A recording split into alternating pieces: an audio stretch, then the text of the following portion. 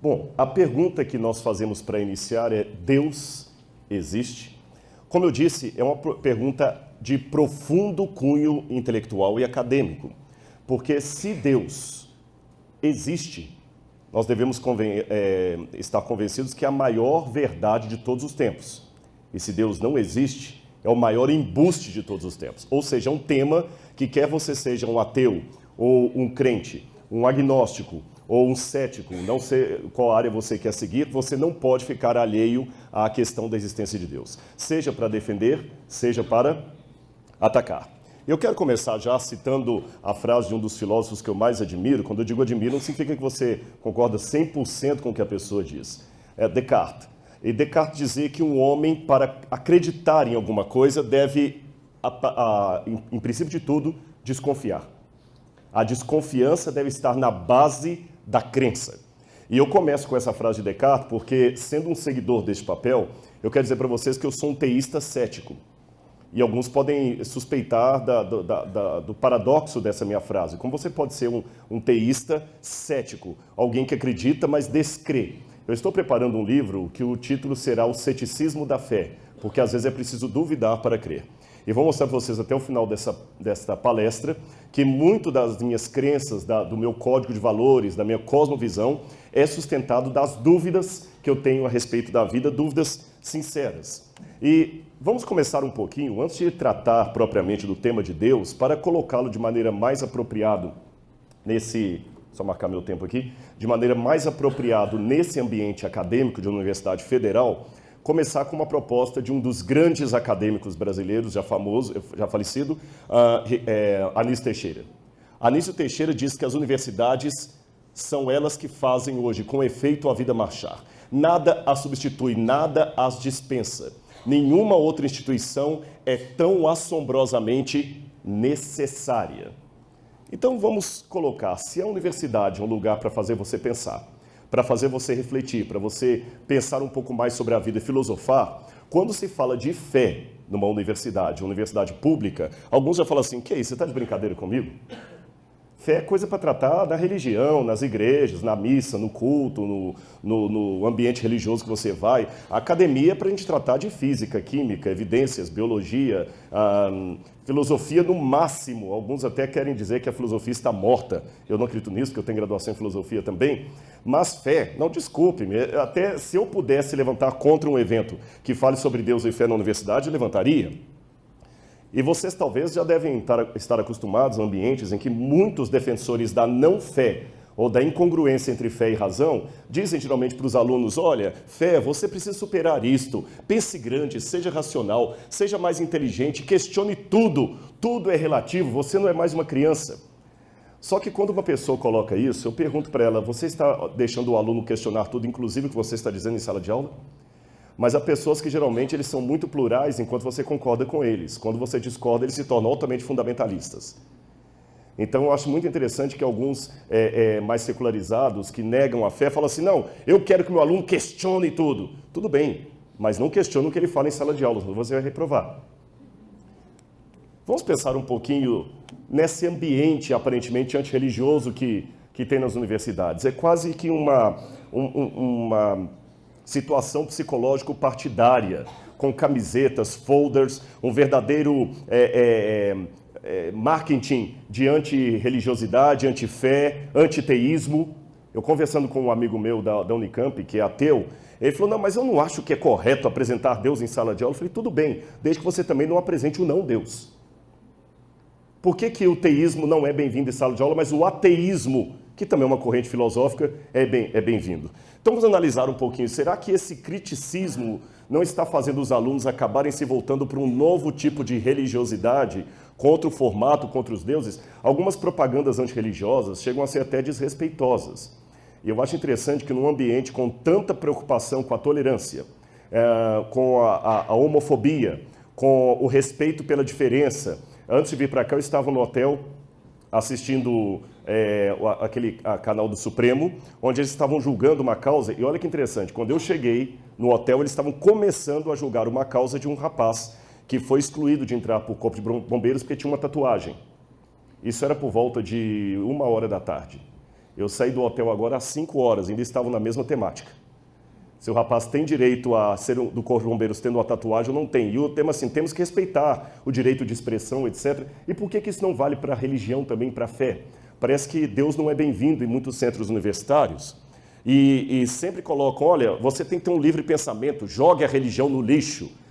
Temos uma demanda de evidência e exija evidência e pense criticamente. Adultos com amigos imaginários são estúpidos. Isso é a promoção de Richard Dawkins e os famosos cavaleiros do apocalipse, do neo-ateísmo. Então eu acredito em Deus, então eu sou um estúpido. E eu conheço muitas pessoas com doutorado, mestrado, graduados, acadêmicos, que também são estúpidos. Então nós temos um problema sistêmico na educação do século XXI, que estão dando diplomas de mestrado, doutorado, pós-doutorado e livre-docência para pessoas estúpidas.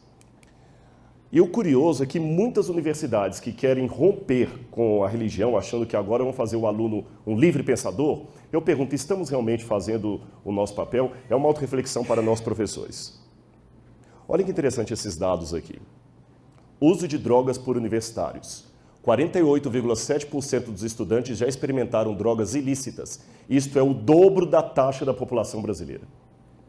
Se a universidade tem os alunos mais livre pensadores, se a universidade tem os alunos mais acadêmicos, se a universidade tem os alunos que superaram o mito, especialmente o mito religioso, a lenda, a fábula, o conto da carochinhas, os alunos que vão sair para formar esse país. E eu tenho nas universidades o dobro do uso de drogas ilícitas em relação ao que está fora da universidade. Amigos, isso aqui é um dado da Unicamp, algo está errado. No mínimo, algo está errado. Universitários são a parcela da população que mais consome drogas. E eu me lembro uma vez que eu cheguei na USP e estava escrito assim, se o Papa, na época era o Bento XVI, se o Papa Bento é 16, por que eu não posso ser? E na época 16 no Código Penal era usuário. Existe uma verdadeira apologia a isso. Sem contar outros problemas, eu tenho um livro aqui curioso, é de vários autores, e as questões do cotidiano universitário. Vários problemas foram colocados em universidades brasileiras e do exterior, alunos com dificuldade de expressar ideias próprias e criatividade. Então, realmente, nós estamos conseguindo, no ambiente secular, colocar os alunos para pensar. Deus foi banido. Religião que prende você. Religião que nós queremos libertar você de tabus religiosos, de crenças, de missa, de ideia de padre, de pastor, de chefe de centro espírita. Nós queremos libertar você de conceitos teológicos ou religiosos. Você vai ser um livre pensador. Se estamos com esse objetivo, por que os alunos estão com dificuldade de expressar ideias próprias e criatividade? Eu pergunto, será que realmente nós não estamos apenas tornando os alunos meros refletores do pensamento alheio, assim como acusam as religiões de fazer com os membros, só que com outra roupagem? Os alunos estão tendo dificuldade de se expressar por escrito, dificuldade de produção de texto e inteligência fluida, dificuldade de lerem de entender o que leram, analfabetismo funcional, dificuldade de reflexão e o último que eu destaco com um asterisco, dificuldades de lidar com questões existenciais. Eu tenho alguns artigos aqui a mais que me surpreendem, todos eles analisando sobre o problema do suicídio entre alunos universitários. E me chama a atenção que alguns falam o seguinte, os países mais desenvolvidos no mundo são os países que têm menor taxa de religiosidade, como Suíça, Suécia, Noruega, Holanda, Alemanha. E de fato. Mas me chamou a atenção que eu tive recentemente dando uma palestra em Berlim e eu fiz uma pergunta para o auditório, a maioria deles secularizados, antirreligiosos. Eu perguntei por que as taxas de suicídio daqui de Berlim são 4 vezes mais altas do que os países mais pobres da África. Se ali estão as pessoas mais equilibradas, as pessoas de maior pensamento, que não estão presos à crendice daquelas massas mais simplórias, por que eles têm tanta dificuldade de lidar com problemas sérios da vida? E, aliás, eu já continuo dizendo uma pergunta que eu sei que pode vir do auditório. Muitas pessoas têm dificuldade de conciliar a existência de Deus com a existência do mal e do sofrimento, ou seja, é o trilema de Epicuro. Se Deus existe e Deus é amor e o mal existe, uma coisa anula a outra. Só que me chama a atenção que os lugares que têm maior índice de sofrimento no mundo, repito, alguns países da África, alguns rincões do Brasil, onde a fome, o analfabetismo, a pobreza imperam, você não tem tantos ateus. Se você fizer um congresso de ateísmo na Etiópia, você vai alugar uma cabine telefônica. Mas em compensação, na Europa, onde o pessoal quase não tem problema de analfabetismo, de doenças, de esgoto a céu aberto, de pobreza absoluta, você tem muitos ateus. Eu pergunto de volta, o sofrimento é um problema para a existência de Deus do ponto de vista de quem sofre ou do ponto de vista de quem filosofa sobre o sofrimento? Porque quem sofre está acreditando em Deus, quem não sofre está filosofando sobre aquilo e está tendo um alto índice de suicídio, depressão e perda de sentido na vida. São questões acadêmicas que eu devo pensar, será que realmente a fé não tem espaço no ambiente acadêmico? E outro problema mais, nós estamos vivendo também uma época de tremendo relativismo moral, intelectual, pós-moderno, onde não existem verdades absolutas, aí que entra o tiro no pé da religião, porque a religião trabalha com verdades absolutas, Deus existe. Só que o problema é que por não termos verdades absolutas, nós estamos vendo, por exemplo, esse livro é fantástico, de Alan Bloom, O Declínio da Cultura Ocidental, e você tem esse Cultural Literacy, feito por Ritchie, e ambos mostrando como é que no Ocidente os jovens, mesmo universitários, saem cada vez com menos conhecimento sobre coisas profundas. E sabe por quê? Porque, como não existem verdades absolutas, ele vai aprender aquele conteúdo para quê? Amigos, eu acho muito interessante a falta de valores que os jovens estão tendo hoje. Porque alguns temas da religião se tornaram tabu, para não dizer coisas ridículas, pré-modernas, como, por exemplo, pecado, moral, virtude. Essas coisas são ridículas. Aliás, se eu citá-las aqui por muito mais tempo, alguns talvez começaram até a levantar e sair. Mas quero dizer para vocês uma coisa, como alguém que sempre conhece o Oriente Médio, e já viu muita situação no Oriente Médio, só para informação de vocês, eu estava em Istambul um dia antes do atentado. 24 horas antes do atentado, eu estava saindo daquele aeroporto. Então eu sei o que é a guerra do Oriente Médio. Vocês sabem qual que é o mais importante soldado do Estado Islâmico? Cinegrafistas. Eles têm mais de 1000 cinegrafistas. E sabem por quê? Porque eles querem produzir documentários de alta qualidade. Por que razão? O Estado Islâmico descobriu que os jovens do Ocidente não têm mais motivação, ideais de vida. Porque tudo é relativo. Tudo é relativo, ele não tem mais que almejar uma ideia, ele não acredita mais nos pais, ele não acredita mais na família, ele não acredita no partido, ele precisa acreditar em alguma coisa. Ele não acredita em Deus, não acredita em mais nada. Então o Estado Islâmico percebeu esse viés, essa lacuna de fé nos jovens do Ocidente e estão dando uma proposta para eles. Por isso que nós temos um número expressivo de jovens ocidentais que estão se unindo à milícia islâmica e simpatizantes do Estado Islâmico apenas por verem os documentários que os cinegrafistas apresentam. Viram a falta de ideologias, o que causa nos jovens? A falta de valores? Continuando. Tudo isso que eu estou falando seria cômico se não fosse trágico. E apenas para continuar a minha palestra aqui, eu quero dizer para vocês que, ao contrário do que muita gente pensa, eu posso fazer uma análise sociológica do ateísmo e chegar a uma conclusão que vai surpreender a muitos aqui. Eu espero não ganhar pedradas, mas o que eu estou falando é com base no sociólogo Ninian Smart, que escreveu o livro Dimensões do Sagrado, uma anatomia das crenças mundiais. Esse professor universitário, ele chegou à conclusão que, abro aspas, o ateísmo e a descrença é uma forma de religiosidade. O ateísmo e a descrença é uma forma de religiosidade. Mas como assim? Nem fala um negócio desse. Chamar um ateu de crente, para mim, é tão ofensivo como xingar a sua mãe. Deixa eu dizer para vocês uma coisa aqui. Olha o que o Smart percebeu. Todas as religiões, elas têm, sociologicamente falando, esses qualitativos aqui. Uma narrativa que envolve histórias e mitos, um ritual que envolve cerimônias, formas e ordens, um apelo emocional, tem um apelo social institucional, a igreja tem pessoa jurídica, um apelo material, pessoas que colaboram financeiramente para aquilo ali, uma doutrina e um comportamento ético legal. E quando você pega todo esse esquema e coloca, especialmente nas propostas neo-ateístas, você tem os mesmos modelos. Figuras carismáticas como Richard Dawkins, figuras emblemáticas, você tem ritos, você tem agremiações, você tem doutrina, as coisas que não se deve acreditar e assim por diante. E já que eu falei de Richard Dawkins, um dos grandes pastores bispos ou padres, se você quiser que eu use a palavra do neoateísmo, ele disse assim: o cristianismo, bem como o islamismo, ensina às crianças que fé inquestionável é uma virtude.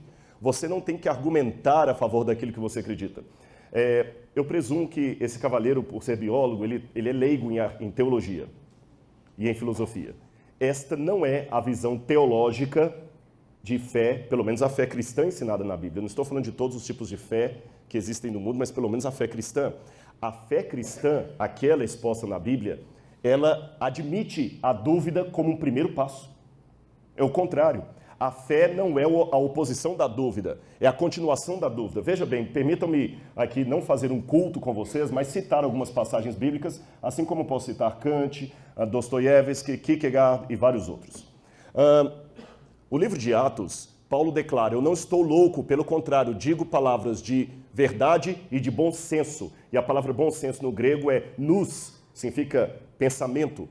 Você tem também o profeta Isaías dizendo que Deus fala para as pessoas: vinde, arrazoemos. Essa expressão no hebraico, arrazoemos, é vamos usar o raciocínio lógico, vamos conversar. Você coloca a sua argumentação, eu coloco a minha. É um Deus que admite negociar intelectualmente conosco, conversar, explicar. Lucas inicia o seu evangelho como sendo uma investigação acurada de fatos que aconteceram em seu tempo. Examinai tudo e retende o que é bom, disse Paulo. O próprio Cristo várias vezes falou o seguinte: não acreditem em qualquer coisa que contem para vocês.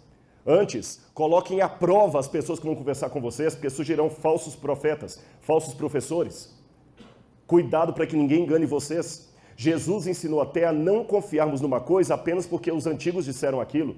Ele falou o seguinte: eu sei o que foi dito aos antigos, eu, porém, vos digo. Examinai.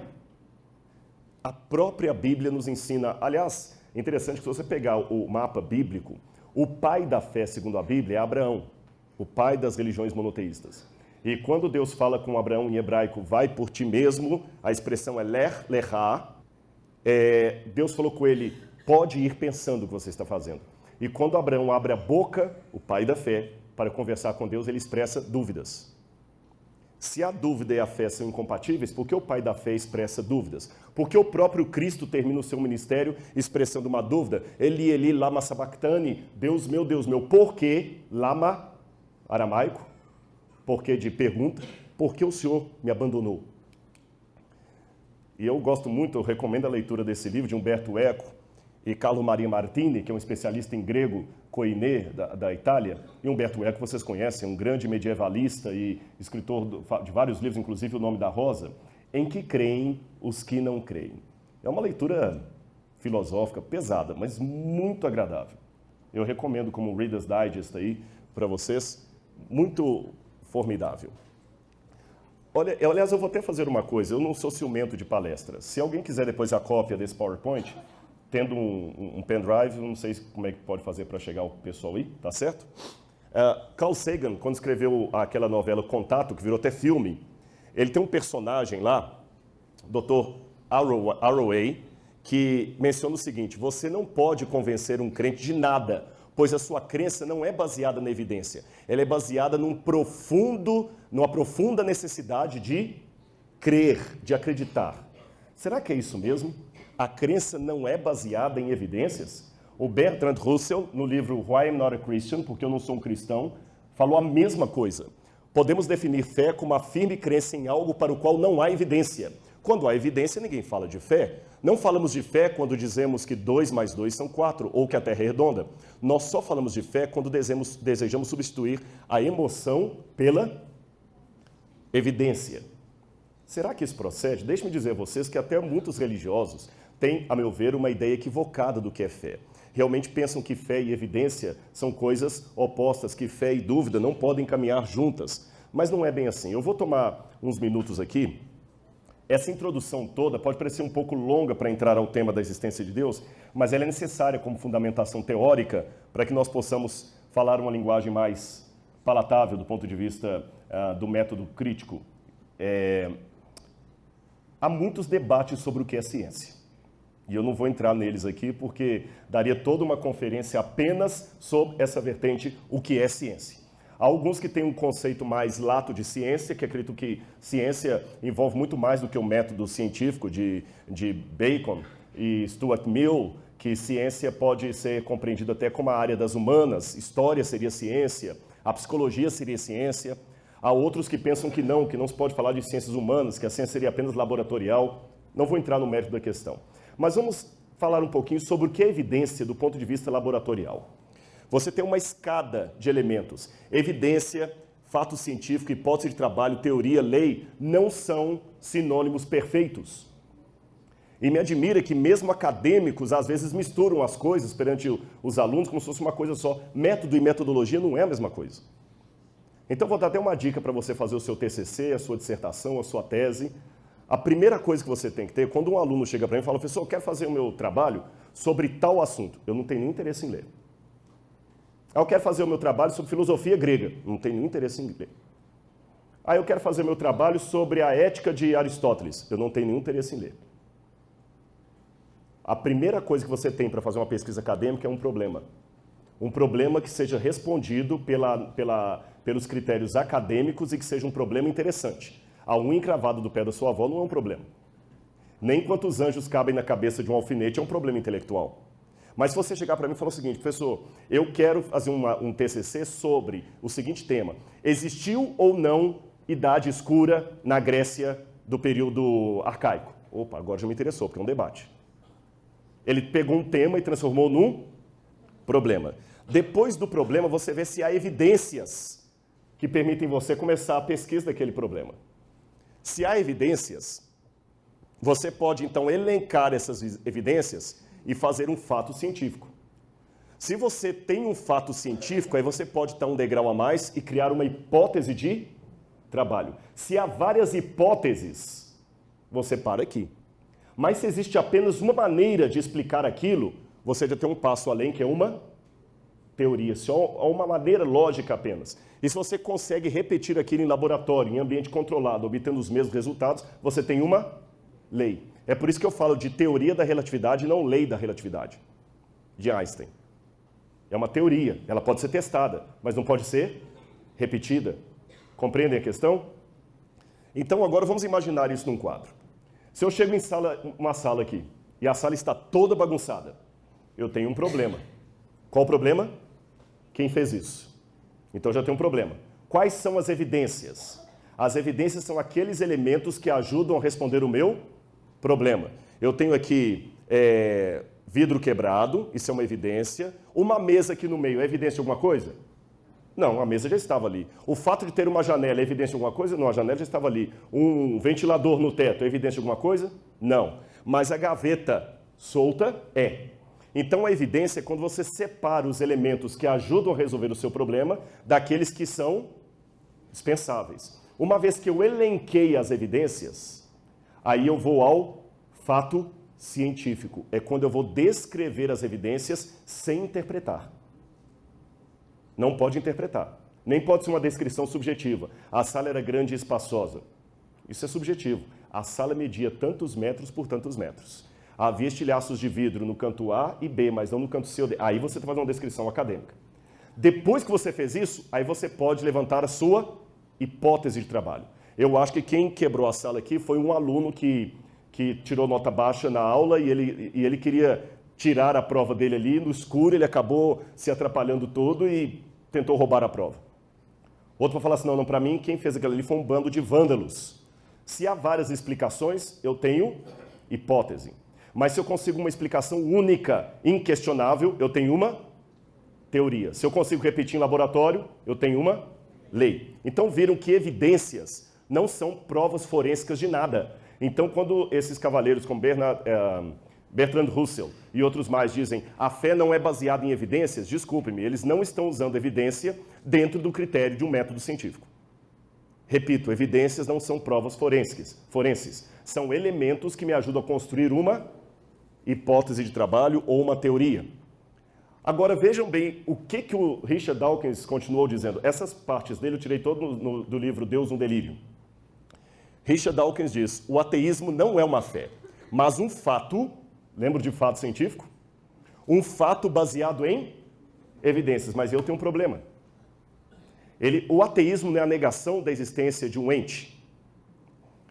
Quando você estuda Aristóteles, eu tenho um dos maiores especialistas em Aristóteles, ele faleceu agora em 2001, o Dr. Mortimer Adler, um dos maiores filósofos aristotélicos do século XX e XXI, ele dizia, uma proposição afirmativa existencial pode ser provada, mas uma proposição negativa existencial, ou seja, aquela que nega a existência de alguma coisa, não pode ser provada. Então, quando Richard Dawkins diz que o ateísmo é uma evidência, é um fato baseado em evidência, ele está simplesmente desconsiderando tudo da lógica aristotélica. Porque você só pode provar uma afirmativa existencial positiva. Uma afirmativa existencial negativa, você não pode provar de maneira nenhuma. E curioso que alguns ateus, como o biólogo húngaro George Klein, judeu, que é ateu, ele escreveu, eu sou, sem dúvida, um ateu, mas minha atitude não é baseada em ciência e sim em fé como a sua. Alguns admitem. E falando em fé, deixe-me fazer com vocês aqui uma diferença, para que todos entendam que tipo de fé eu estou defendendo aqui.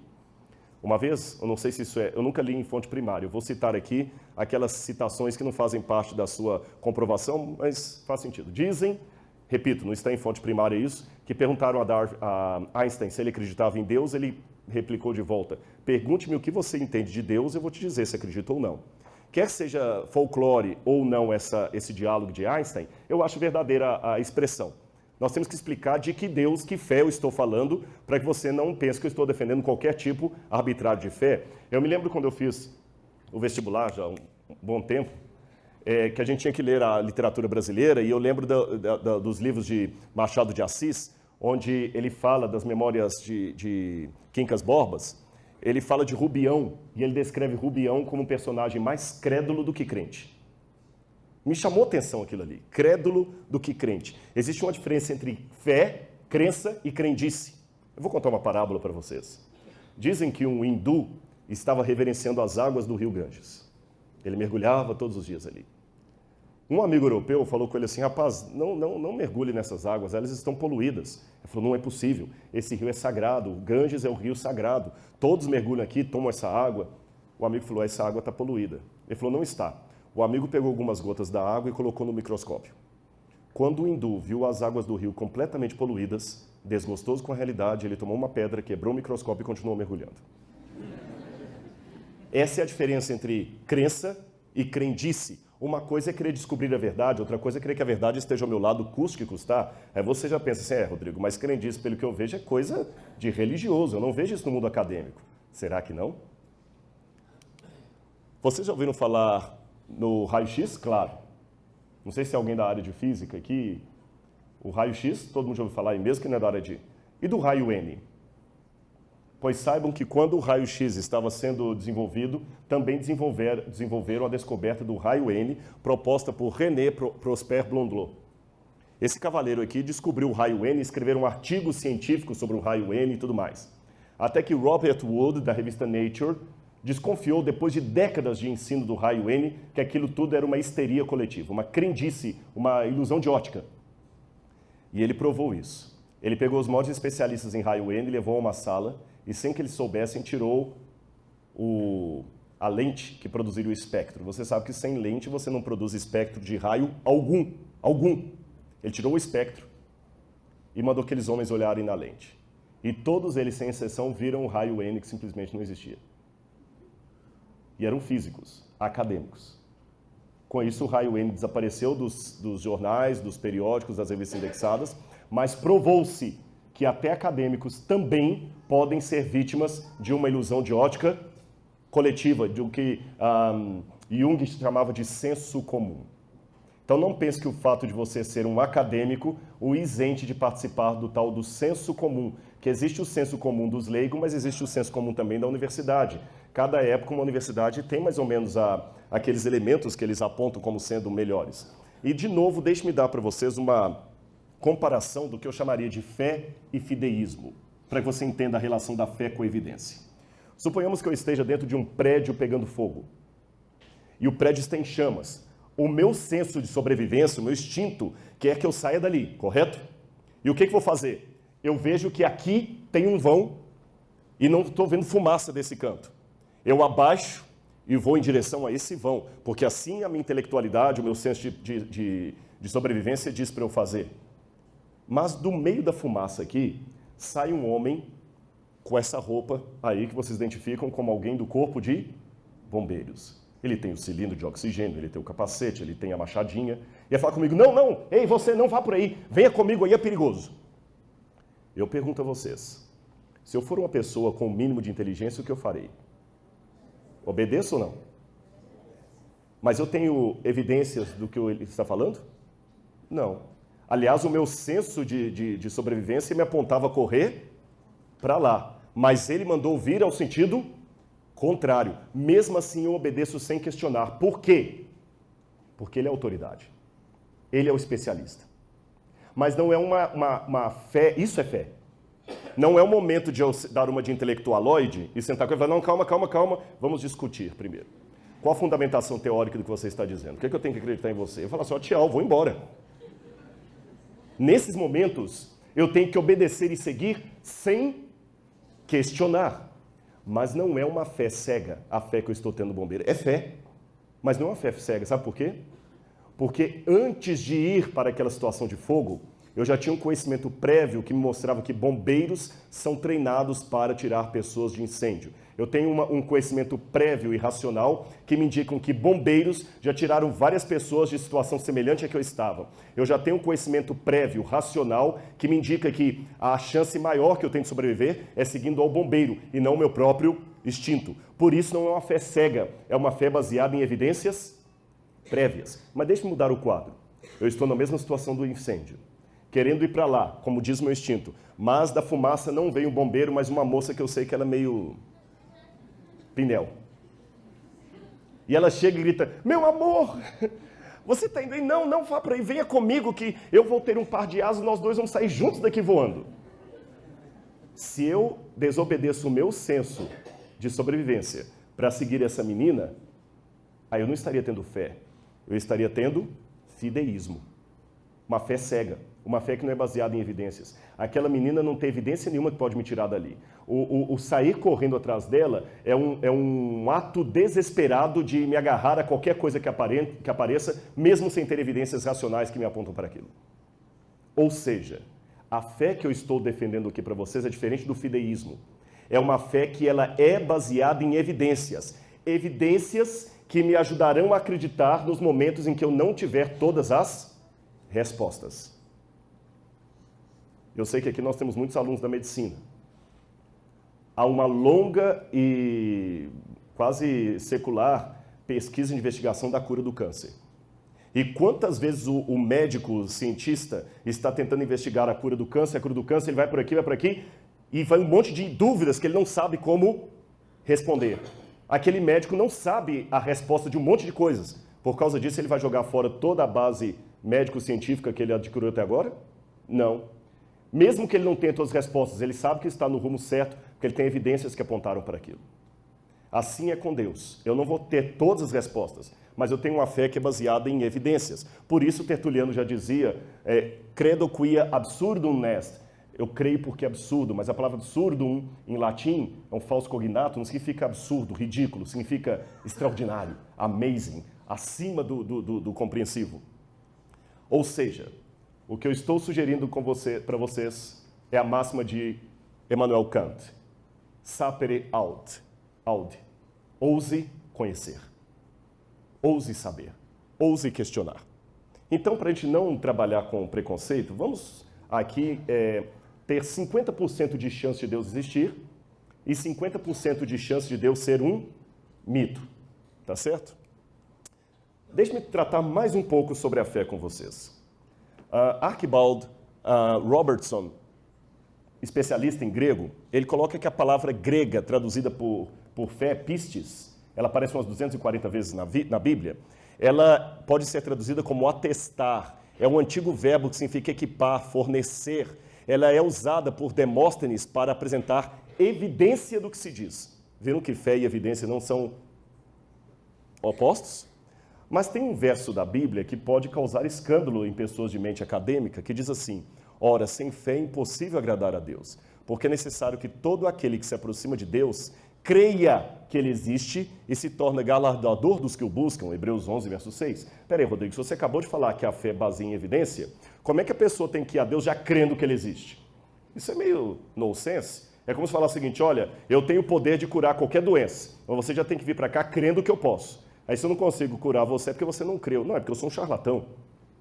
Como é que funciona esse negócio de já ir a Deus crendo que ele existe? Repito, a palavra fé em grego, pistes, significa garantia que advém de uma possibilidade de confiança. Possibilidade de confiança. Tá, tudo bem, Rodrigo, eu entendi. Mas como eu devo ir a Deus crendo que ele existe? Isso não faz sentido na minha cabeça. Quando você está precisando de um financiamento para comprar um carro, para pagar o FIES, para pagar a universidade, um financiamento para trocar de carro, para comprar uma casa, para aumentar seus negócios, você geralmente vai pedir o financiamento aonde? No banco. E quando você vai ao banco crendo que ele concede empréstimos. Você tem certeza que você vai sair do banco com seu empréstimo dado? Mas mesmo assim você tem que ir crendo. Se você não crê que há possibilidade, por que você vai? Agora eu pergunto, por que você vai ao banco crendo que ele concede empréstimos, mas não vai ao açougue para pegar um financiamento, nem à banca de jornal ou ao camelô da Praça Tubal Vilela? A resposta é simples. É porque você tem uma multidão de pessoas que já foram a bancos e voltaram com dinheiro na mão. E você nunca viu alguém que foi à Praça Tubal Vilela, um açougue, e voltou com financiamento. Concordam comigo? Então, com base no testemunho coletivo de outros, você vai ao banco crendo que ele pode te dar empréstimos. É uma questão racional. Mesmo que você não tenha certeza absoluta se sairá de lá com ou sem dinheiro. A mesma coisa eu posso dizer. Hebreus capítulo 12, verso 1 diz, com relação a Deus, estamos, pois, cercados de uma grande nuvem de testemunhas. Pessoas que também foram ao banco a Deus e voltaram com argumentos. Eu não estou falando de pessoas só leigas, não. Os grandes pilares do intelectualismo ocidental eram pessoas que criam em Deus e na Bíblia. Eu vou dizer alguns exemplos deles. Você tem C.S. Lewis, vocês devem conhecer as Crônicas de Nárnia, que era um ateu de Oxford, e depois se tornou um cristão. Você tem Isaac Newton, que descobriu a lei da gravidade. Você tem Dostoiévski, um dos maiores escritores da literatura russa, escreveu Crime e Castigo, Irmãos Karamazov. Você tem Leibniz. Quem estuda matemática e filosofia tem que passar por Leibniz, um homem que com 8 anos de idade aprendeu sozinho latim e grego. E aos 21 já tinha o seu primeiro doutorado. Ele criou o conceito de teodiceia, argumentando racionalmente sobre a existência de Deus no universo de sofrimento. Você tem Blaise Pascal, famoso pela frase, o coração tem razões que a própria razão desconhece, que não tem nada de romantismo, isso é filosofia pura. Pascal era um matemático. Você tem Louis Pasteur, que desenvolveu todo o processo biológico da pasteurização, da microbiologia. E, finalmente, quando eu fiz a faculdade de filosofia, eu estudei aquele último ali, Antony Flew. Antony Flew era um dos maiores filósofos vivos do século XX, em pé de igualdade com Sartre, com vários outros. E Antony Flew era um dos maiores ateus que eu já conheci. E olha, eu aplaudo. Mesmo que eu discorde da ideia da pessoa, isso não me impede de admirar o intelectualismo e o brilhantismo das argumentações. Eu sou fã dos escritos de Nietzsche. Discordo de Nietzsche. Mas sou fã da maneira como ele escreve, a argumentação, o brilhantismo. Eu sei dividir as coisas. Eu sei apreciar o talento, mesmo não concordando com as ideias. Compreendem? Eu admiro, às vezes, o tipo de roupa, nem por isso eu vou vestir. Eu posso achar uma mulher muito bem vestida, nem por isso eu vou colocar o vestido dela em mim. Tá certo? E o Antony Flew estava em pé de igualdade com Nietzsche. E quando eu fiz filosofia, eu lembro que falar de Antony Flew um dia acreditando em Deus era uma coisa tão utópica como falar do Papa Francisco se tornando mórmon. O testemunho de Jeová. É um negócio meio complicado. E Antony Flew, no final de sua vida, começou a acreditar na existência de Deus e na historicidade da ressurreição. Quando essa notícia veio, eu mesmo desacreditei. Eu pensei, não, isso é lenda de internet. E o Richard Dawkins falou o seguinte, mentira, isso é o pessoal crente inventando. E quando eles viram que era verdade, que Antony Flew tinha se tornado um crente, falaram assim, mas é porque ele está gagá, 90 anos. E Antony Flew falou, engraçado, em toda a minha vida de filósofo, várias vezes eu troquei de opinião, nunca me chamaram de gagá. Mas quando eu troquei de opinião sobre a descrença para a crença em Deus, eu sou Gagá. Mas como um Gagá pode ter publicado no mês passado um artigo numa revista indexada de Oxford? Bom, e tem mais uma coisa que eu queria levar vocês a pensar. Então, como eu disse para vocês, são perguntas que me fazem crer em alguma coisa. Sigmund Freud, o pai da psicanálise, disse algo que eu concordo profundamente. Ele disse que todos nós temos uma carência de Deus. Concordo. Parece até Santo Agostinho de Hipona escrevendo a Cidade de Deus, ou as Confissões. Freud dizia, nós temos uma carência de Deus. Agora olha a explicação de Freud. A crença em Deus subsiste devido ao desejo de um pai protetor e imortalidade, ou como um ópio contra a miséria e o sofrimento da existência humana. Eu tenho dois problemas com relação a isso aqui. O primeiro problema é o seguinte, se Freud está dando uma explicação psicanalítica para a crença, eu também posso oferecer uma explicação psicanalítica para a descrença. Há vantagens da descrença, embora eu admita que isso não se aplique a todos os ateus. Há razões pelas quais muitos não querem que Deus exista, ou pelo menos que ele não passe de uma força cega e impessoal. Se Deus não existe, eu não preciso prestar contas a ninguém, nem ser necessariamente moral, não há juízo final. Não há ninguém que vai me punir. O problema não é roubar, é ser apanhado. Eu não estou querendo dizer que os ateus não são morais. Não estou querendo dizer que os ateus não são bons. Pelo contrário, houve um ateu chamado Betinho, com uma vida tão santa e poluta como muitos santos da Igreja Católica. E eu posso até dizer que Betinho não cria em Deus, mas Deus cria no Betinho, porque o homem... Entendem? Eu não sou daquele tipo que demoniza os ateus. Eu tenho grandes amigos ateus. Grandes amigos ateus. Eu não demonizo os ateus. Mas o ponto que eu quero dizer é o seguinte, para você ser coerente com o seu ateísmo, você há de admitir que o problema não é roubar, é ser apanhado. Porque se o camarada, se eu roubei algo e me dei bem, pela lei da evolução das espécies, eu estou bem, a sobrevivência do mais apto, do mais esperto. Eu passei a perna em você e consegui um emprego, a natureza está mostrando que isso é normal. Então há vantagens. E mais, se Deus sai do trono, o trono fica vazio. E como o próprio Nietzsche disse no Anticristo, no Assim de Zarastutra, das cinzas de Deus surge quem? O super-homem, que aliás é uma péssima tradução do alemão, né? Übermensch. Übermensch é o ultra-homem, o homem que está acima de tudo. Só que o próprio Nietzsche admite que esse homem, esse ultra-homem que levanta das cinzas de Deus, está apavorado, porque ele não sabe controlar a história. Agora, tem mais um detalhe na observação de Freud. Freud admitiu que todos nós temos emocionalmente uma carência de alguém que nós chamamos na teologia de Deus. Mas vem cá, aproveitando que há várias pessoas da área de saúde aqui. Pelo que eu saiba, todas as necessidades fisiológicas, emocionais e mentais do meu organismo têm que ter um correspondente na natureza. Por exemplo, eu não sintetizo dentro do meu organismo a vitamina C, correto? Então eu preciso pegar a vitamina C dos alimentos. Agora, imagine se a vitamina C não existisse em lugar nenhum. O que aconteceria com o meu organismo? Ele simplesmente não existiria. Você tem como imaginar um organismo vivo que tem a necessidade de uma vitamina ou de um sal mineral, ou de sais minerais, ou de algum elemento químico, orgânico, que simplesmente não existe em canto nenhum? Se esse organismo existisse, ele colapsaria antes da primeira reprodução, porque ele precisa vitalmente daquele elemento. Mas como o elemento não existe, ele vai acabar morrendo.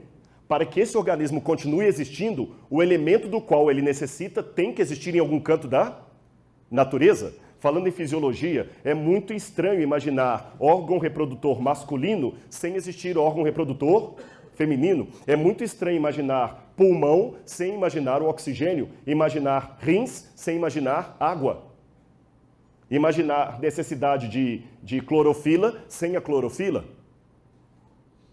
Agora Freud quer me dizer que tem uma necessidade de Deus, mas Deus não existe. Isso não faz sentido do ponto de vista argumentativo. É como se eu precisasse de uma vitamina, de um elemento que não existe. Então, de onde vem essa carência? A primeira pergunta é, se Deus não existe, de onde vem a necessidade que temos dele? E não adianta falar, não é do pai protetor. Não.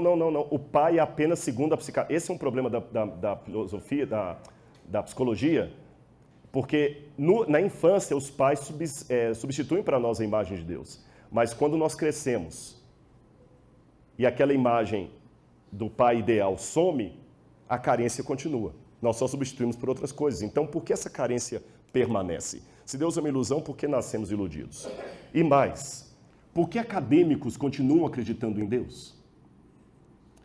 Você sabe que na época da Guerra Fria entre Estados Unidos e União Soviética, os russos ganharam aparentemente a corrida espacial ao colocarem o primeiro cosmonauta em órbita, Yuri Gagarin. Yuri Gagarin viu a Terra do espaço, declarou: a Terra é azul. Mas ele não parou nessa declaração poética, ele falou: eu fui ao espaço, subi mais alto que qualquer homem, e Deus não estava lá. Deus de fato é uma crendice. Só que interessante que, apesar de Yuri Gagarin ter ido ao mais alto espaço e dizer que Deus não estava lá, anos depois, Frank Borman foi enviado ao espaço numa órbita 2 vezes mais alta do que a de Yuri Gagarin. E quando Frank Borman estava lá no espaço sideral, ele viu a Terra. E eles ligaram todos os rádios e TVs do mundo inteiro para escutarem a voz de Frank Borman. E perguntaram: Frank Borman, o que você, como um homem de ciência, tem a dizer estando aí no espaço? Sabem qual foi a resposta de Frank Borman? Eu saúdo a todas as pessoas que estão em San Diego, na Califórnia, e aos meus parentes também. E a única coisa que eu tenho a dizer aqui do espaço sideral é o seguinte: no princípio, Deus criou o céu e a terra. A terra, porém, era sem forma e vazia. Havia trevas sobre a face do abismo, o Espírito de Deus pairava sobre as águas, e fez Deus a luz e viu que a luz era boa. Será então que realmente Deus não estava lá, ou uma questão de ponto de vista de Yuri Gagarin? Bom, o próprio Salmo diz: provem e vejam que o Senhor é bom. Essa palavra prova em hebraico é ta'am, significa investigar, experimentar sensorialmente, como o sabor de uma coisa. Agora, eu já estou indo para a última parte da minha palestra. Eu tenho uma afirmação meio taxativa que vai surpreender alguns. Eu posso provar que Deus existe? A resposta é não. Então, Rodrigo, você fez eu perder o meu tempo. Você enrolou a gente até agora, falando de fé, de evidência e tudo mais, para admitir que Deus não... Então, é uma questão de calma. Lembra que eu falei do método científico? Evidência, hipótese de trabalho, fato, etc, etc. Eu não posso provar que Deus existe. E isso, do ponto de vista teológico, faz todo sentido. Por que razão? Primeiro, vamos lembrar de Karl Popper. Não sei quantos já estudaram sobre o Círculo de Viena, depois da Segunda Guerra Mundial, quando vários especialistas se reuniram na Áustria para tentar resgatar o valor da ciência. É o neopositivismo, uma vez que a ciência estava desacreditada devido às guerras. E um dos mais famosos foi Popper. E Popper falava muito da verificabilidade versus falseabilidade. Popper estabeleceu os limites da ciência. E ele falou: a ciência não pode investigar aquilo que está além da verificabilidade, da falseabilidade, do falseável. O que é isso? Eu tenho aqui 2 exemplos. Eu tenho a famosa frase de Nero, dita por Suetônio, segundo o qual, na hora que o grande imperador romano, terrível imperador Nero César, estava à beira da morte, ele teria dito: qualis artifex pereo, que grande artista morre hoje. Agora eu pergunto, será que Nero falou isso mesmo? Isso não é falseável, não é verificável. Por isso está além da ciência laboratorial empírica. Agora vejam essa outra situação. Se eu declarasse: gasolina de automóvel não serve para avião. Isso já é científico. Por quê? É falseável. Como falseável? Basta você pegar a gasolina de automóvel e colocar num avião para ver se funciona. É passivo de ser verificado, é falseável. Então, essa afirmação é científica. A afirmação histórica não é. Outra questão. Euclides, quando falava da geometria, ele colocava uma diferença. Você sabe que matemática também não é ciência, matemática é linguagem. E Euclides já estabelecia isso, dizendo que há uma diferença entre postulado, um axioma, e teorema. Qual a diferença? Um postulado, um axioma, é uma coisa que você afirma, porque todas as evidências apontam para aquilo, é lógico afirmar aquilo, mas você não tem como provar, ou comprovar, ou verificar, ou, para usar a linguagem posterior de Popper, falsear, porque está acima do seu calibre mental, está acima da sua capacidade de investigação, está acima da sua capacidade de verificação e análise. Mas o teorema você pode comprovar, porque está dentro do seu escopo mental. Por exemplo, o quinto Se não me engano, é a quinta lei, ou o quinto axioma de Euclides, as retas paralelas. Duas retas paralelas infinitas, segundo alguns, jamais se cruzam. Outros acham que se cruzam, etc. Eu não vou entrar no mérito da questão. Mas duas retas paralelas e infinitas são um postulado, não um teorema. Por que são um postulado? Porque você não tem como provar isso. Para provar, você deveria ter uma régua do tamanho de quê? Do infinito. Quem aqui tem uma régua do tamanho do infinito? Quem tem uma capacidade de dimensionar o infinito de canto a canto, se é que o infinito tem canto? Portanto, esse estabelecimento das retas paralelas de Euclides é um axioma, não um teorema. Porque o teorema pode ser verificado. Aqui que vem a questão. Deus não é teorema. Deus é axioma. Porque se Deus fosse teorema, Deus poderia ser verificado, comprovado, analisado, medido. Se Deus pudesse ser medido, analisado, falseável, ele seria pequeno demais para ser Deus. É por isso que eu não posso provar a Deus como não posso provar as duas retas paralelas de Euclides. Eu posso enunciar a Deus. Ficou claro? Deus é axioma, Deus é postulado, não é teorema, por isso que eu não posso provar que Deus existe. Mas eu também não vou... O postulado não é uma coisa de graça que qualquer um pode postular o que quiser. Ah, então já que é assim, Rodrigo, eu vou postular que elefantes azuis existem. Ah, mas eu não posso provar que não existe? Mas também não pode provar que existe? Não é isso. Para você enunciar um postulado, ele tem que ter um mínimo de arrazoado, cartesiano, sistêmico, lógico, racional. E qual é o elemento que eu aponto para vocês nessa noite para dizer que Deus é uma hipótese mais do que razoável? Eu vou começar com Parmênides, da escola eleática, um dos pré-socráticos. E antes que você pense que filosofia é coisa ridícula, deixe-me dizer a você que, não esqueça, eu posso provar isso. Talvez não na minha palestra, mas na hora das perguntas.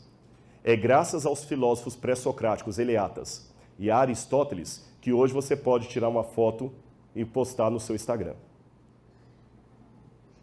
Sabia disso? A Apple hoje só consegue fazer fotos irem para todo lado de um Apple ou de um smartphone para um outro smartphone, graças ao insight tido 500 anos antes de Cristo por esses homens aí. Então não pense que eram pessoas que não tinham o que fazer. Como é que eu cheguei a essa conclusão? Depois eu posso explicar. E o Parmênides fez uma pergunta dessas que parecem ser loucas, ou uma proposta, mas ela é sensata. É preciso pensar e dizer isto. Aquilo que é, existe. Ou colocando em forma de pergunta por Leibniz, por que existe algo ao invés de nada? Vou repetir. Reflitam comigo. Por que existe algo ao invés de nada? Você sabe que você pode chegar ao extremo de questionar tudo, como os filósofos ceticistas, como David Hume, por exemplo, que chegou a duvidar até do que eu estou vendo. Lembra o autoceticismo de Hume? Hume duvidava até que eu estou vendo. E quem me garante, dizer David Hume, que o que eu estou vendo não é uma ilusão da minha cabeça? Matrix. Será que vocês estão realmente me assistindo ou eu estou sonhando com tudo isso aqui? Será que eu realmente estou à sua frente ou você está me projetando na sua cabeça? Os loucos também imaginam coisas. Até que Descartes quebrou toda essa tese e falou o seguinte, tá, mas tem uma coisa que eu não posso duvidar. O quê? Da minha existência. Porque ainda que você seja uma ilusão, para essa ilusão estar acontecendo, eu tenho que estar projetando essa ilusão em algum lugar. Senão essa ilusão não existiria. Então, eu penso, logo existo. Cogito ergo sum. Simples. Agora vamos então. Por que existe algo ao invés de nada? O ponto mais comum hoje da física, eu não sou físico, mas a teoria mais badalada atualmente é do Big Bang. O instante zero em que tudo começou. Tudo. Espaço, tempo, energia, gravidade. E o que havia antes disso? Nada. Só que a questão é o seguinte, em latim dizia-se ex nihilo nihil fit. Vários repetiram essa frase.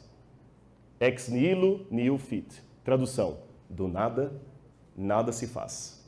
Se eu tenho um monte de nada, mas um monte de nada é igual a nada. Se eu tenho um monte de nada e divido por nada, vai continuar nada.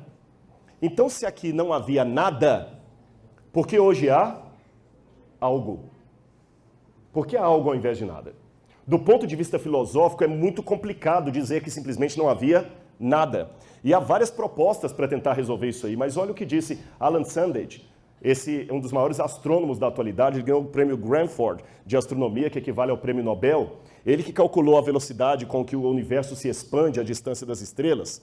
E ele disse assim: quando eu era quase um ateu na juventude, a ciência foi que me levou à conclusão de que o mundo é muito mais complexo do que o podemos explicar.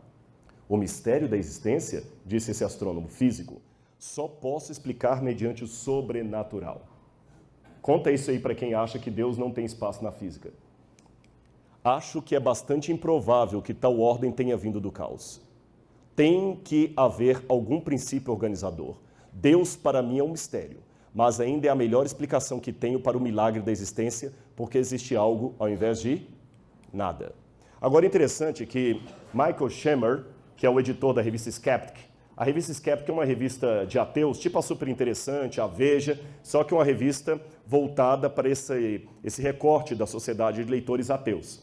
E ele dizia o seguinte: em ambas a tradição judaico-cristã e visão de mundo científico, o universo um dia veio à existência, seja mediante a criação de Deus, seja mediante o Big Bang. Só que a resposta do crente que Deus criou é uma resposta que não pode ser testada. Então é uma hipótese absurda. Tudo bem, mas olha o que Stephen Hawking tem dito aí para provar que Deus não existe. Stephen Hawking, um brilhante homem que está tentando desenvolver a teoria do tudo, a teoria das cordas, a teoria do tudo, ele tem dito: o universo pode criar-se a partir do nada e Deus não é necessário. Desculpe-me, agora o cético sou eu. Prova isso aí. Testa laboratorialmente isso que você falou. Testa que o universo pode se criar sozinho. Eu li alguns livros dele, como O Grande Projeto, que ele escreve com Midlanov. E olha o que Stephen Hawking tenta explicar. Repito, eu sou leigo em física, mas com a transdisciplinaridade, a conversa o diálogo entre disciplinas diferentes, é bom que você tenha um conhecimento extramuros. Se você só conhece aquilo que você estudou, você não tem como dialogar com pessoas de outras áreas. Então, deixe-me dialogar um pouquinho com os físicos. O primeiro problema da autocriação que Stephen Hawking quer desenvolver é esse aqui, olha. Ele disse que aquele instante zero do Big Bang, que ali havia elementos como vácuo quântico, partículas, matéria, energia, espaço, movimento e gravidade. Desculpe-me, repito, eu não sou físico, sou teólogo, arqueólogo e filósofo. Não tem nada a ver com a área da física. Mas, para mim, como leigo, isso aqui não é nada. Isso é nada. E mesmo que houvesse essas coisas no universo, eu ainda teria um problema. Seria como se eu chegasse aqui na universidade e encontrasse betoneira, brita, cimento, areia, peneira, e falasse: pois esses elementos já estavam aqui. Aí um dia surgiu o prédio completamente feito. Meio estranho isso. Como é que as coisas explodiram e montaram todas direitinho? Mas é pior, isso aqui não havia. O instante zero, nem o espaço havia. Até o espaço foi formado. É zero, zero absoluto. O outro problema, e isso aqui não sei o que estou dizendo, não. Se você pegar Lemaitre, que é um dos pais do Big Bang, Lemaitre dizia que o instante zero era zero, que não poderia haver gravidade, nem espaço, nem energia, nem nada. É zero absoluto. É o vácuo quântico, até o vácuo quântico. O segundo problema com a autocriação é que se coisas podem surgir do nada, por que ninguém tem medo de um tigre sair do nada e se materializar e sair devorando todo mundo? Ninguém tem medo porque sabe que coisas sempre vêm de outras coisas. E para não falar assim: Rodrigo, você é um leigo, está questionando Stephen Hawking, então eu vou tomar a liberdade de pegar um outro físico ateu, Marcelo Geisler. Olha o que Marcelo Geisler falou.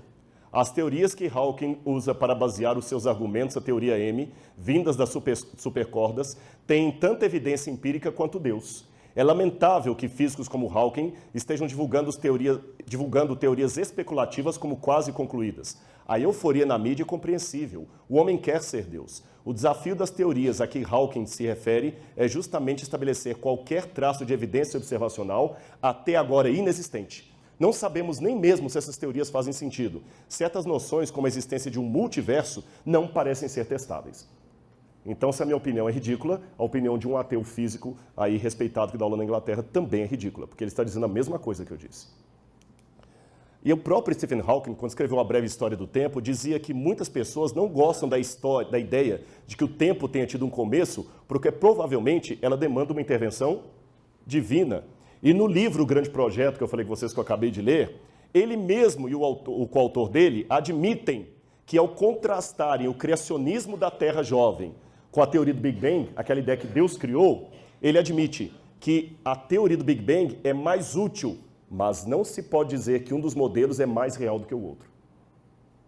Ele mesmo admite que aqueles que acreditam que Deus criou não é um modelo inferior a dizer que o Big Bang não teve intervenção divina. E John Lennox, que é professor de Oxford de matemática, disse também que a teoria que Hawking coloca, ela não faz sentido. Em primeiro lugar, se a gravidade existe, quem a colocou lá? E qual foi a força criativa por detrás do seu nascimento? Então, como eu falei com vocês, o vazio, o vácuo e o nada na física quântica não é o que Stephen Hawking está tentando colocar para estabelecer a não existência de Deus.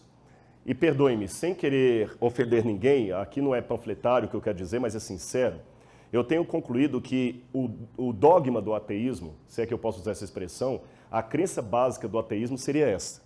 A crença de que não havia absolutamente nada. E nada aconteceu a nada.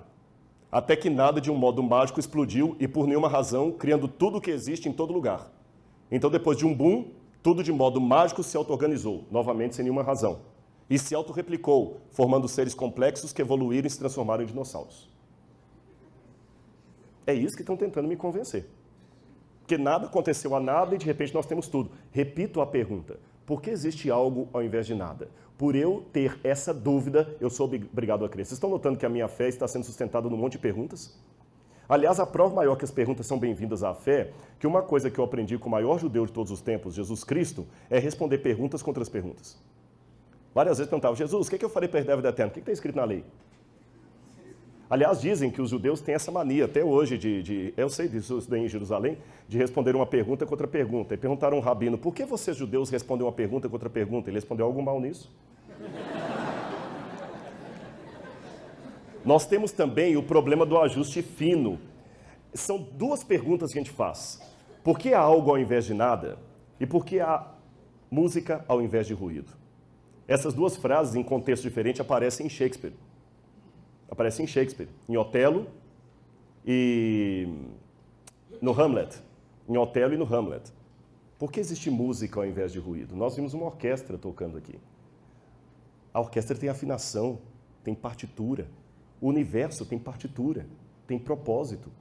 Por que existe algo ao invés de nada, se não há Deus? E segundo, por que há música ao invés de ruído?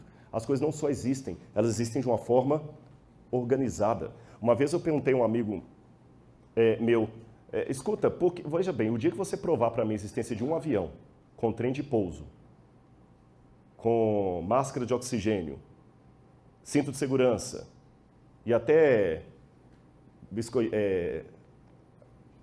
barra de cereal, um avião completo, sem a demanda de um inventor e um engenheiro, um avião que surgiu do nada, eu começaria a acreditar que o pássaro também pode ter surgido do nada.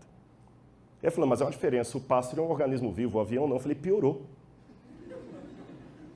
Porque existe propósito, existe lógica. Entendem? Há uma anedota que se conta por aí que um menininho, uma vez, numa feira de ciências, fez uma maquete do sistema solar e ia ganhar o primeiro prêmio. E os professores que passaram, alguns deles até ateus, falaram assim, nossa, esse primeiro prêmio aqui, quem que fez esse aqui? Foi você, garoto? Não, fui não. Não, mas você está aí atrás, a gente queria dar o prêmio. Quem fez então? Não, ninguém fez, apareceu do nada aqui.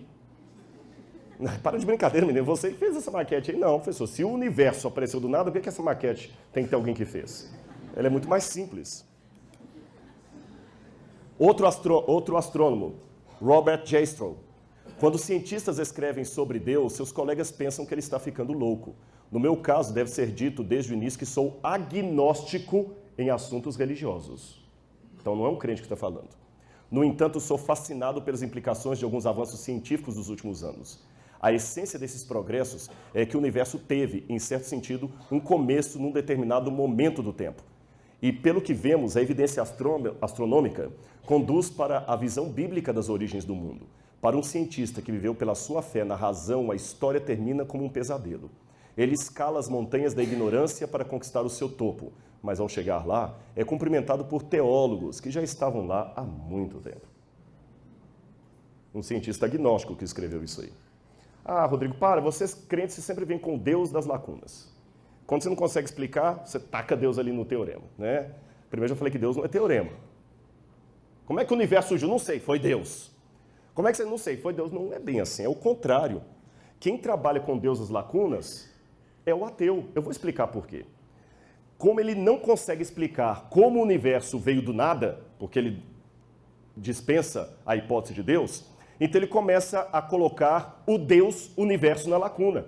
Ele começa a dizer que o universo é eterno. O próprio Carl Sagan dizia, o cosmo é tudo quanto uma vez haverá. Sempre é o cosmos. Ou então eu falo de um criador. Agora tá bom, uma vez alguém perguntou assim, tá, mas se Deus criou tudo, e quem criou Deus? Esse é o ponto. O ponto filosófico é o seguinte, tudo que começou tem que ter uma causa. Deus não começou, por isso Deus não tem uma causa. E se você não quiser usar a palavra Deus, vamos chamá-la de causa primeira. Tem que haver uma causa primeira que deu origem ao universo, e essa causa primeira não pode ter sido causada por nada. Porque se ela for causada por alguma coisa, eu vou cair no retrocesso infinito. Ela fica sem sentido. Uma causa que causou outra, que causou outra, que causou outra, que causou outra. Eu sou obrigado ou a acreditar num retrocesso infinito, ou acreditar que houve uma causa primeira que causou todas as coisas. E alguém pode falar comigo, não, Rodrigo, peraí, não, para, stop. Um Deus eterno e autoexistente, você vem falar isso para mim aqui na minha universidade? Um Deus eterno e autoexistente? E eu digo, stop você. O universo eterno e autoexistente? Vocês perceberam que é a mesma linguagem? Eu falo, há um Deus eterno e autoexistente. O ateu diz, não, há um universo autoexistente. O eterno. Porque isso para mim é mitologia grega. Porque a mitologia grega é que coloca que havia elementos siderais aí no espaço, aí eternamente no espaço, e entre esses elementos siderais surgiu Gaia, a Terra, ela mesma se auto-originou, a Gaia se autofecundou, dando à luz a Uranus, e os dois se autofecundaram, dando à luz a tudo que existe. Isso é mitologia grega, isso não é ciência. Um universo que se autoproduz não faz sentido. E mais, com Newton eu descobri que o universo tem leis. Com Einstein eu descobri que o universo tem energia. E com James Watson eu descobri que o universo tem DNA, informação. E informação tem que ter inteligência. Falando em informação e inteligência, de onde veio a linguagem? Todos os estudos filológicos e linguísticos feitos até hoje dizem que a linguagem não é questão de nós não termos a evidência. Linguagem não pode ser fruto da evolução, porque linguagem demanda aprendizado. Linguagem demanda aprendizado. Não tem como a linguagem ser fruto da evolução. Não é questão que não temos ainda uma explicação evolutiva para a linguagem. Ela não tem como ser fruto da evolução. Como é que o primeiro homem começou a falar? Quem o ensinou? Quem o ensinou? E mais, se Deus é um mito, eu posso falar do sensus gentium, como dizem em latim, quem que propagou para o ouvido de todas as nações a existência de Deus? Pegue os barcos de Cabral ou de Colombo, chegue às Américas ou ao Brasil, e os índios que aqui havia já adoravam algum tipo de divindade. Vá com Marco Polo até o fim do mundo, eles tinham algum tipo de divindade. O ateísmo é algo relativamente novo. Até mesmo se você for analisar as mais antigas evidências do Homo sapiens, ele já tinha algum tipo para usar a linguagem evolucionista, ele já tinha algum tipo de divindade. Eu não encontrei até hoje traços de nenhuma civilização que fosse culturalmente ateia. E até aqueles que tentaram ser, como a China comunista ou a antiga União Soviética, quando abriram as portas, a religião entrou com força lá. Não conseguiram sustentar o ateísmo por muito tempo. Se o ateísmo é uma prática tão natural, por que todo mundo, em todo lugar, tem Deus de uma maneira tão instintiva como o sexo, a necessidade de sobrevivência, o eros, o thanatos e a divindade? Eu posso dizer até que o homem, mais do que o homo sapiens, é o homo religiosus. Porque mesmo o ateu um dia acreditou. Filosoficamente falando, quando eu analiso o universo, eu sou obrigado a chegar a essas conclusões aqui. Letra A. O universo tem que ter uma causa. Ele não pode ser incausado, porque ele começou. Ele não pode ser a causa de si mesmo, porque isso não faz sentido. É como perguntar onde é que está a esposa do solteiro, ou a terceira margem do rio, ou qual o sabor da cor azul. Não faz sentido isso. O causado não pode se causar. Você não pode dar luz a você mesmo, tem que ter sua mãe. Que tipo de causa eu estou falando? Em primeiro lugar, a causa primeira que originou o universo tem que ser uma causa supernatural, porque ela criou o natural. Tem que ser uma causa poderosa, incrivelmente poderosa. Tem que ser uma causa eterna, autoexistente, sem infinita regressão de causas. Uma causa não causada. A causa que causou o universo, ela tem que ser omnipresente, porque ela criou o espaço. Se ela criou o espaço, ela tem que estar fora do espaço. Então ela tem que ser onipresente. Ela tem que ser intemporal e imutável, porque ela criou o tempo, pelo menos esse tempo como eu conheço. Eu não digo que ela é atemporal, mas ela é intemporal. Existe uma diferença entre atemporal e intemporal.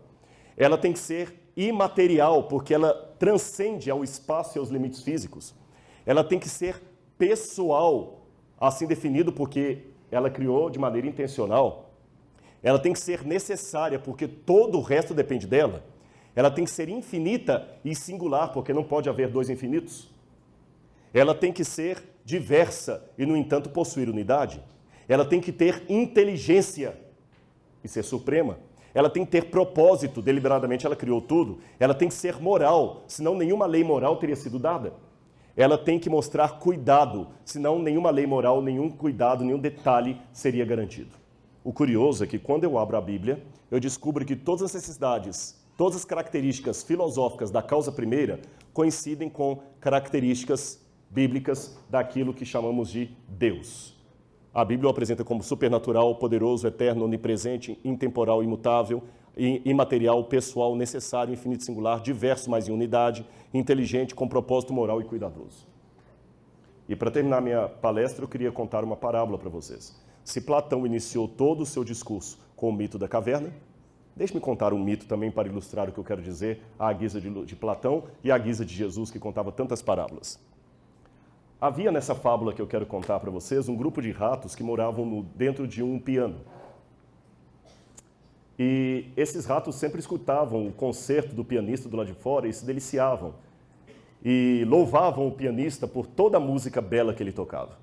Até que um dia, alguns ratos saíram de dentro da parte mais baixa do piano e subiram até aquelas teclas ali e viram as cordas. E viram que cada vez que um martelinho de madeira com aquele veludo batia numa corda, saía um som do piano.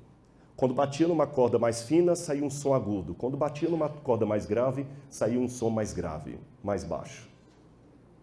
Quando duas cordas batiam ali, saía uma dissonância. Eles voltaram felizes, descobrindo o segredo da música. Não existe pianista nenhum. Nós agora temos a teoria das cordas. O que produz o som que nós ouvimos são martelinhos batendo em cordas. Não há nenhum pianista. E aí começou o debate dos ratos, se havia ou não havia pianista lá fora. E novas teorias mais rebuscadas foram colocadas para explicar aquele som sem necessidade de um músico. E muitos ratos continuaram acreditando, outros duvidaram. Mas a despeito disto, do lado de fora, o pianista continuava expondo o seu concerto, mesmo apesar da negação da sua existência. Mesmo que você continue negando, continue existindo, há vida no ar. E o concertista do universo está aí, dedilhando a sua bela sinfonia e dizendo, quer você queira ou não, eu existo e eu amo você. Um grande abraço. Obrigado.